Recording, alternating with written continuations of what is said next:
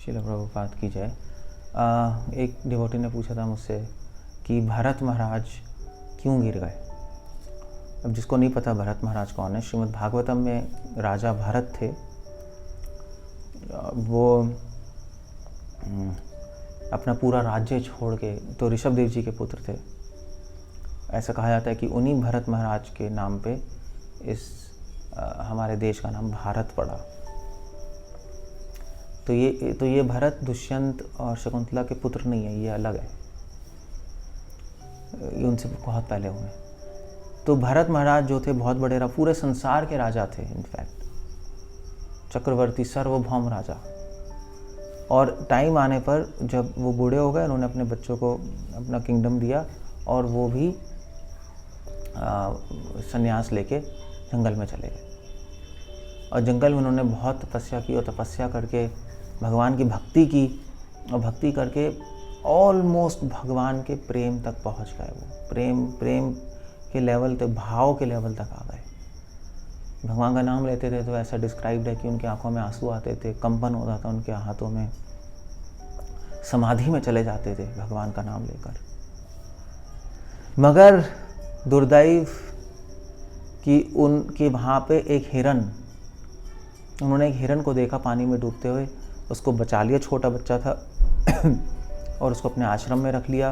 और आश्रम में रखा तो आश्रम में फिर धीरे धीरे वो बच्चा तो सुंदर, छोटे बच्चे तो सुंदर होते हैं, वो भी हिरन का बच्चा तो बहुत सुंदर होगा, तो उससे आसक्त हो गए, अपनी साधना करना भूल गए, धीरे धीरे सब कुछ छोड़ दिया और फिर अपना शरीर छोड़ दिया। और मरते समय उन्होंने हिरन का स्मरण किया, क्योंकि वो हिरन से आसक्त हो गए तो वही सोचेंगे। और वो कहा जाता है ना हिंदी में, अंते स्मृति क्या है, सो गति, ऐसी कुछ है। जो आप अंत में सोचोगे वही आपकी गति होगी। अंते मति सो गति। सो वो हिरन का शरीर मिल गया, वो गिर गए। सब क्वेश्चन है कि वो गिरे क्यों, मतलब वो एक छोटे से हिरन से क्यों आसक्त हो गए। इतने बड़े राजा सार्वभौम सब कुछ छोड़ के निकले, तो समझ लीजिए कितना प्रगाढ़ वैराग्य होगा उनका। पूरे संसार का राज्य कौन छोड़ पाएगा। और ज्ञान भी होगा, बिना ज्ञान के तो वैराग्य होता नहीं, को कौन छोड़ सकता है इतना बड़ा राज्य। तो सारी स्पिरिचुअल नॉलेज होगी, शास्त्रों का ज्ञान होगा, इनफैक्ट संसार भी उन्होंने देख लिया, पूर्ण वैराग्य है। सब कुछ छोड़ के जंगल में कुटिया बना के आके बैठ गए, भगवत प्रेम की अवस्था तक ऑलमोस्ट पहुंच गए और फिर भी गिर गए। क्वेश्चन है क्यों गिरे, इतने एडवांस स्टेज पे जाके क्यों गिर गए। वैराग्य है, विद्या है, भक्ति है, फिर भी गिर गए।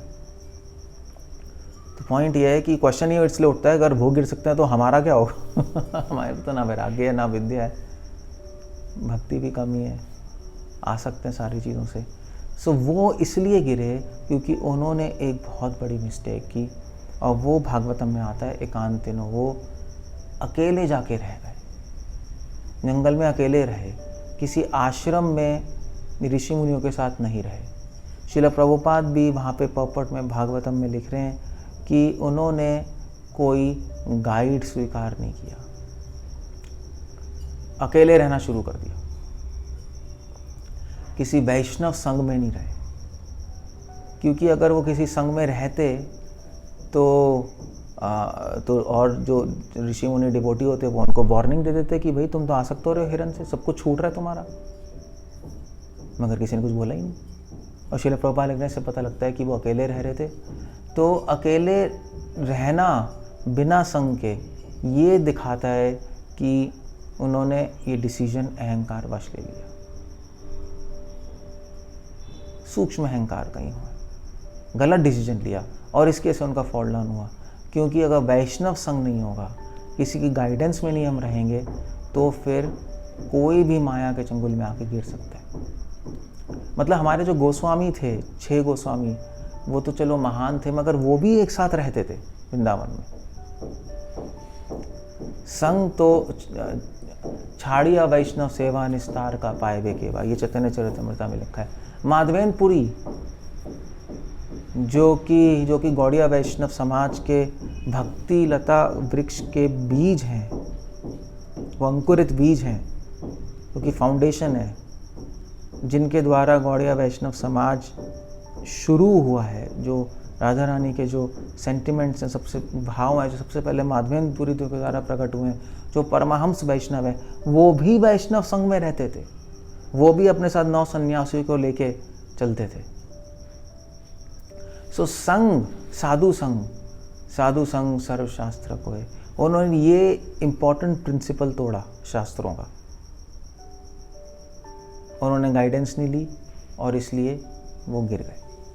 तो भगवान ने लीला रची हमें समझाने के लिए भरत महाराज के द्वारा कि आप चाहे कितने ही महान हो, कितने ही आगे हो भक्ति में, कभी भी साधु संग मत छोड़ना। ये सोच के कि अब तो मेरे में वैराग्य भी आ गया, विद्या भी आ गई, अब तो मैं बहुत आगे भक्ति में बढ़ गया हूँ, अब तो मैं औरों को भी भक्ति में आगे बढ़ा सकता हूँ, कभी भी साधु संग मत छोड़ना। साधु संग की हर व्यक्ति को हर अवस्था में ज़रूरत होती है।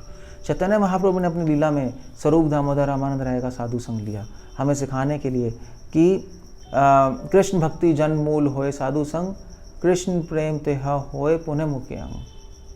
कृष्ण भक्ति साधु संग से जन्म लेती है, कृष्ण प्रेम मिलने के बाद भी साधु संग पुनः मुख्य अंग है। साधु संग ही सब लाइफ है भक्ति की। पात्रजो अभिषेकम, ये फिर भरत महाराज हिरण बन गए, हिरण के बाद दोबारा से उनका जन्म हुआ जड़ भरत के रूप में। जड़ भरत के रूप में जड़ भरत ने रघुगण महाराज एक राजा थे, उनको उपदेश दिया और उसमें यही उन्होंने बोला, देखो भाई, जब तक साधुओं के चरण रज से अभिषेक नहीं करेंगे हम अपना, तब तक इस माया से मुक्ति नहीं मिल सकती। कहने का मतलब है, जब तक हम साधु संग नहीं लेंगे, मृत्यु तक साधु संग की ज़रूरत है। जब तक हम इस संसार से निकल ना जाए, स्किप ना कर जाए, तब तक साधु संग की ज़रूरत है। तो ये सिखाने के लिए, ये बताने के लिए पूरा इंसिडेंस हुआ। और अगर कोई पूछे जड़ भरत का फॉल डाउन क्यों हुआ, तो उसका कारण यही है, साधु संग का अभाव। उससे हम ये सीखते हैं कि हमें साधु संग में रहना है। हम चाहे महान सन्यासी बन जाएं, हम चाहे परमहंस बन जाएं, फिर भी साधु संग ना छोड़ें, क्योंकि मटेरियल वर्ल्ड, इस संसार में रिस्क तो है ही।